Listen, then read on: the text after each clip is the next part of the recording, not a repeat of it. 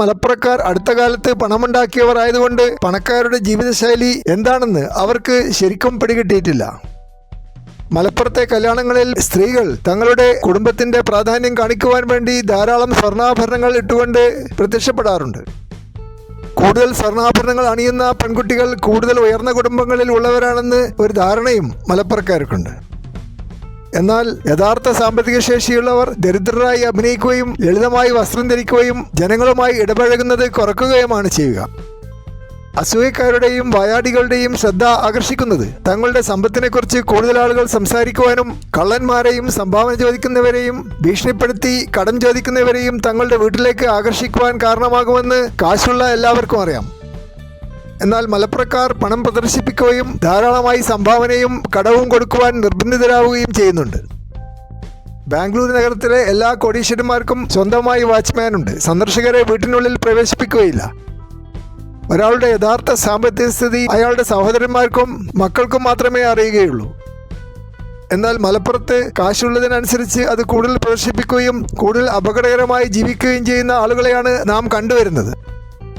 പല കോടീശ്വരന്മാർക്കും മലപ്പുറത്ത് വാച്ച്മാനില്ല. അതുകൊണ്ട് ആർക്ക് വേണമെങ്കിലും എപ്പോഴും കയറി ചെല്ലുകയും സക്കാത്ത് ചോദിക്കുകയും ചെയ്യാമെന്നുള്ള ഒരവസ്ഥ മലപ്പുറത്ത് ഉണ്ടായിട്ടുണ്ട്. അതുപോലെ മലപ്പുറക്കാർ എല്ലാവരെയും VIP-കളായി കണക്കാക്കുകയും എല്ലാവരോടും കുടുംബവിശേഷങ്ങളും സ്വത്തുക്കളുടെ നിജസ്ഥിതിയും അന്വേഷിക്കുന്നത് കാണാറുണ്ട്. നാട്ടിൽ കാണുന്ന എല്ലാ അണ്ടനോടും അഴകോടനോടും നിങ്ങൾക്ക് എവിടെയൊക്കെ സ്വത്തുക്കളുണ്ടെന്നും ഏതൊക്കെ ബാങ്കിൽ അക്കൗണ്ട് ഉണ്ടെന്നും ചോദിക്കുന്നതും അത്തരം വിശദാംശങ്ങൾ ഓർമ്മയിൽ വെക്കുന്നതും പ്രചരിപ്പിക്കുന്നതും മലപ്പുറക്കാരുടെ ഒരു സ്വഭാവമാണ്. എന്നാൽ സാധാരണക്കാർക്ക് ഇത്ര ബഹുമാനം കൊടുക്കുന്ന ഒരു കൾച്ചർ ബാംഗ്ലൂരിലോ ബോംബെയിലോ ഇല്ല. സ്വന്തമായി കാറോടിച്ചു പോകുന്ന ഒരു ഇടത്തരക്കാരനോട് ആരും നിങ്ങൾ എവിടെയാണ് ജീവിക്കുന്നത്, എന്താണ് ജോലി എന്ന് അന്വേഷിക്കാറില്ല.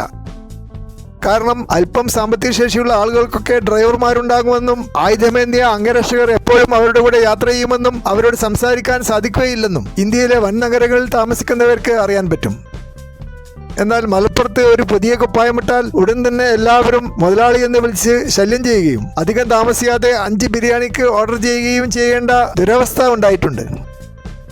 അതുകൊണ്ട് മലപ്പുറക്കാർ എല്ലാവരെയും ബഹുമാനിക്കുന്ന ഈ ജീവിതശൈലി മാറ്റിയെടുത്തില്ലെങ്കിൽ മലപ്പുറത്തേക്ക് സ്ഥലം മാറ്റം കിട്ടിവരുന്ന മറ്റു ജില്ലക്കാർക്ക് ഈ ബഹുമാനത്തിൽ നിന്ന് രക്ഷപ്പെടാൻ വലിയ പ്രയാസമുണ്ട് എന്ന യാഥാർത്ഥ്യം മലപ്പുറത്തെത്തി ഏതാനും ദിവസങ്ങൾക്കുള്ളിൽ തിരിച്ചറിയേണ്ടി വരും.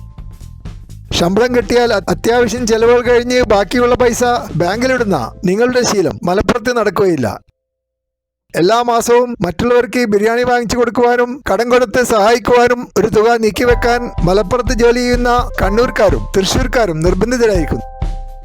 സാധാരണക്കാരെ മുതലാളി എന്ന് വിളിക്കുന്ന ഈ മോശം സ്വഭാവം മലപ്പുറക്കാർ നിർത്തുകയും ബാംഗ്ലൂരിലും ബോംബെയിലും ചെയ്യുന്നത് പോലെ സാധാരണക്കാരെ മൈൻഡ് ചെയ്യാതിരിക്കുകയും ചെയ്താൽ മാത്രമേ അവർക്ക് ശല്യമില്ലാതെ ജീവിക്കാൻ പറ്റൂ എന്ന് മലപ്പുറക്കാർ തിരിച്ചറിയേണ്ട കാലം അതിക്രമിച്ചിരിക്കുന്നു.